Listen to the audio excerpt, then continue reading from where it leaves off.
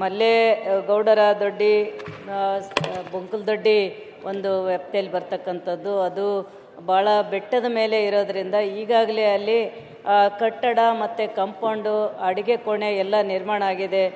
ಸಭಾಧ್ಯಕ್ಷರೇ, ಮೊನ್ನೆ ಸಚಿವರು ಇದಕ್ಕೆ ಒಂದು ಬ್ರ್ಯಾಂಚ್ ಮಾಡಿ ಅಲ್ಲಿ ಒಂದು ತಾತ್ಕಾಲಿಕ ಒಂದು ಹುದ್ದೆ ನೇಮಕ ಮಾಡಿವೆ ಅಂತೇಳಿ ಮೊನ್ನೆ ಸಚಿವರು ತಿಳಿಸ್ಯಾರ. ಆದರೆ ಕಾಯಂ ಹುದ್ದೆ ಅಲ್ಲಿ ಕೊಡಬೇಕು, ಶಾಂಕ್ಷನ್ ಕೊಡಬೇಕು. ಯಾಕಂದರೆ ಅಲ್ಲಿ ಮಕ್ಕಳು ಬರೋದಕ್ಕೆ ಭಾಳ ತೊಂದರೆ ಆಗ್ತದೆ ಅನ್ನೋಂಥದ್ದು ನನ್ನ ಮನವಿ. ಸಭಾಧ್ಯಕ್ಷರೇ, ಶಾಲೆಗೆ ಡಯಸ್ ಕೊಡು ಮತ್ತು ಹುದ್ದೆ ಮಂಜೂರು ಮಾಡಿದರೆ ಸಚಿವರಿಗೆ ಈಗ ಒಂದು ಅನುಕೂಲ ಆಗ್ತದ ಅನ್ನೋಂಥದ್ದು. ಯಾಕಂದರೆ ಮಾನ್ಯ ಶಿಕ್ಷಣ ಸಚಿವರು ನಮ್ಮ ಕ್ಷೇತ್ರದ ಬಗ್ಗೆ ಅವರಿಗೂ ಕೂಡ ಭಾಳ ಗೊತ್ತದ. ಬಂಗಾರಪ್ಪ ಸಾಹೇಬರು ಇದ್ದಾಗ ನಮ್ಮಲ್ಲಿ ಒಂದು ದೊಡ್ಡದೊಂದು ಕೆರೆನೇ ಮಾಡ್ಯಾರ ಸಭಾಧ್ಯಕ್ಷರೇ. ಅದರಿಂದ ಸಾಕಷ್ಟು ರೈತರಿಗೆ ಮತ್ತು ರಾಯಚೂರಿಗೆ ನೀರು ಕೊಡೋಂಥದ್ದು ಅವ್ರು ನೆನೆಸ್ತೀವಿ ನಾವು.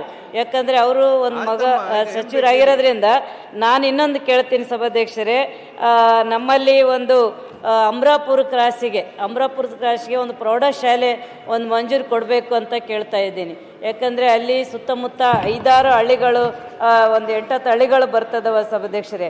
ಹಂಗಾಗಿ ಅಂಥ ಒಂದು ಹೊರಗಡೆ ಅವ್ರಿಗೇನು ಗಾಣದಾಳು ಕೆಲವೊಂದು ಹಳ್ಳಿಗಳಿಗೆ ನವಿಲಿಗುಡ್ಡ ಪ್ರೌಢಶಾಲೆ ಮತ್ತು ಸುತ್ತಮುತ್ತ ಹಳ್ಳಿಗಳಿಗೆ ಅನುಕೂಲ ಆಗ್ತದೆ. ಹಂಗಾಗಿ ಅಲ್ಲಿ ಒಂದು ಪ್ರೌಢಶಾಲೆ ಮಂಜೂರು ಕೊಡಬೇಕು ಅಂತೇಳಿ ನಾನು ಕೋರ್ತೀನಿ ಸಭಾಧ್ಯಕ್ಷರೇ. ಶಿಕ್ಷಕರ ಕೊರತೆ ಕೂಡ ಸಾಕಷ್ಟಾದ ಸಭಾಧ್ಯಕ್ಷರೇ. ಇಲ್ಲಿ 1674 ಶಿಕ್ಷಕರಿರೋಂಥ ಒಂದು ಸಂದರ್ಭದಲ್ಲಿ ಖಾಲಿ 639 ಶಿಕ್ಷಕರು ಕೆಲಸ ನಿರ್ವಹಿಸ್ತಾರೆ. ಅಲ್ಲಿ ಮತ್ತೆ ಅತಿಥಿ ಶಿಕ್ಷಕರ ಮೇಲೆ ನಡೆದದ. ದಯಮಾಡಿ ನಮ್ಮಲ್ಲಿ ಶಿಕ್ಷಕರ ಒಂದು ಕೊರತೆಯನ್ನು ನೀಗಿಸಬೇಕು ಅನ್ನೋಂಥದ್ದು ತಮ್ಮ ಮುಖಾಂತರ ಸಚಿವರಿಗೆ ಮನವಿ ಮಾಡಿಕೊಳ್ತೀನಿ ಸಭಾಧ್ಯಕ್ಷರೇ. ನಮ್ಮ ಸರ್ಕಾರಿ ಶಾಲೆ ಓದುವ ಮಕ್ಕಳ ಸಂಖ್ಯೆ ವರ್ಷದಿಂದ ಹೆಚ್ಚಾಗುತ್ತಿದ್ದರಿಂದ ಹೊಸ ಶಾಲೆಗಳು ಮಂಜೂರು ಮಾಡಲು ಮತ್ತೊಮ್ಮೆ ಮಾನ್ಯ ಸಚಿವರಲ್ಲಿ ಬೇಡಿಕೆ ಇಡ್ತೀನಿ. ಮತ್ತೆ ಒಂದೇ ನಿಮಿಷ ಸರ್.